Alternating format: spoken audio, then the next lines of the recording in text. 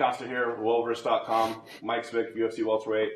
Talk about returning to the UFC. It was obviously a very long time since we had seen you in the octagon, and you were successful in defeating DeMarcus Johnson. It was amazing. I mean, for 910 days, I thought about coming back and being in the octagon and fighting, and obviously having a win and in my hands raised. So when it all came true, it was a surreal moment that I almost couldn't believe. It was like I didn't know if I'd see that day again, or just have the opportunity to get that day again. So it was great, man.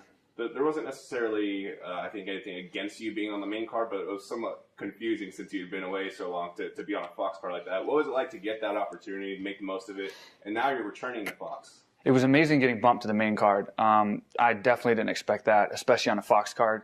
It was just dumb luck that they had an opening and they bumped my fight up, and they put a lot of faith in me and DeMarcus that we'd put a good show on. So, to deliver that and to make him happy and put on a good fight, and then be asked to come back and be on the main card from the beginning for Fox 6 is incredible. Man, I'm very, very proud about that. You had a few ups and downs before you actually went through this period where you weren't fighting. What was it like to get a finish? To get out there and to win how I like to win, with that dominant finish, was amazing. I mean, it was awesome. It was everything I hoped for. Some people may know that you maybe never even started your mixed martial arts career because you had health issues that prevented that from happening. You battled through that and you came through that. Did you see any parallels between the 2.5 years away and that fight that you had to go through to start your career? I've battled through a lot of health issues throughout my career, so having to overcome this last one that pretty much seemed like it was going to stop my career was big. It was a big step, and it's a lot of motivation and inspiration to myself to know that I can actually push through stuff that I kind of thought I wouldn't be able to. There's that point where you get to a position where you think you might not can push through for the first time, and I did it. I pushed through. I found a way to get the nutrients that I need and get back in there and fight at this level, and it worked out. Did that feel like the biggest win of your career? Because DeMarcus Johnson's not the biggest name on your record, but considering the circumstances. That was definitely the biggest win of my career. I mean, from what I went through to coming back, to being on the Fox show, and to have all that pressure of going out there performing live on TV on Fox and not having fought for so long, and a tough guy, it was a big win. And now that you're back in the gym daily, how's your body feel? Do you feel like because you had 2.5 years away from the actual daily grind of training that you still have a lot left to give? I have a real bad habit of overtraining. I mean, I push myself so hard. I think my mind wants to go harder than my body allows it. So it's been rough these 2 camps because I've been trying so hard, but I've also been smart, so that I can make it to these fights and not have to, pull out. So, I'm doing good and I feel great. Definitely the best shape I've ever been in. And I think this is the start of my prime. Seattle, December 8th, Matt Brown. What's it like to have 2 fights in 1 year? It's somewhat returned to normalcy for you.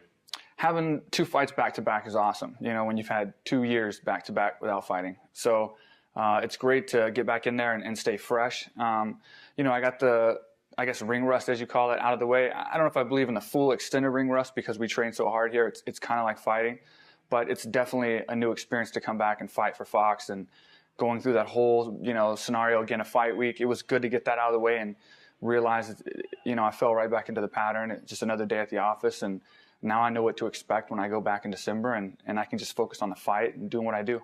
Matt Brown's a very gritty opponent. He's not somebody you can put away easily. He's someone who's always in a fight. Talk about what it's like to go up against a guy like that. Do you feel this is a great litmus test for you, considering, the comeback and, the year that you've had? I've trained so hard for this fight. I'm excited that it's against an opponent like Matt Brown because, this has the potential to be a long kind of war fight. If he can take it and I can take it and we get in there and it gets grimy. So I'm excited to show off that cardio and that hard work I've put in. And I think it's really going to show the longer this fight goes. So, hopefully it's a quick fight. I'm going to be looking for that opening and that finish from the start. But if it's not, I'm ready for a war. And I think it can only help showcase my abilities the longer this fight goes. You're one of the original Ultimate Fighter cast members. It's been 6 years now. What's it like to see that, progress and the sport change and still look around and know that, there's not many of you left, but you're still standing? Yeah, I'm one of the old school guys, the tough one. There's not many of us left.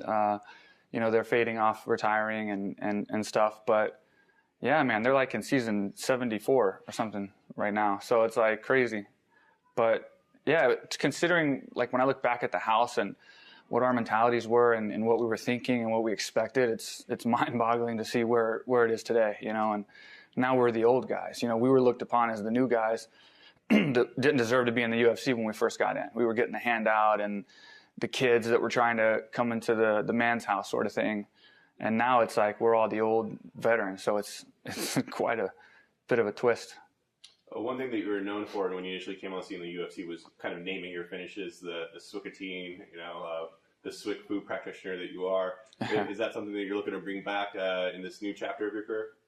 Yeah, naming the moves after myself was just spontaneous, but it caught on, and now there's a million Swickisms that I get emailed and social media messaged to me. But it's funny. I mean, it gets people talking, and you know, we have a good time with it. And I'd love to finish a fight in a new way and come up with another name for it. It'd be awesome. What's the lowest point that you had in this 2.5-year process that you look back on and you're so grateful that you're going to be in the cage on December 8th? The lowest point was thinking that my career could be over. I never believed 100% that my career was over, or obviously I wouldn't push forward. I always saw the light, even though it was very dim. But there was definitely a time when I was talking with doctors and going and getting checkups and going through all these experimental procedures to try to fix my esophagus that it looked really, really much like I wasn't going to be fighting. And I think that was the lowest point. I was pretty depressed, and you know, I finally just woke up one day and told myself I need to be positive and push forward and see if there's any possible outlet, any possible way I can push through and figure this out. And I started doing research on the internet, and I found out exactly what foods to eat, how not to trigger the esophagus spasm, and here I am. I mean, like I said, I'm literally the healthiest I've ever been. So now that you're fighting on December 8th, what can fans expect from you? It's going to be an exciting fight, I guarantee. We're going to go out there and put our flags right in the center of that octagon and battle it out. And I think only one man's going to be left standing. Mike Swick.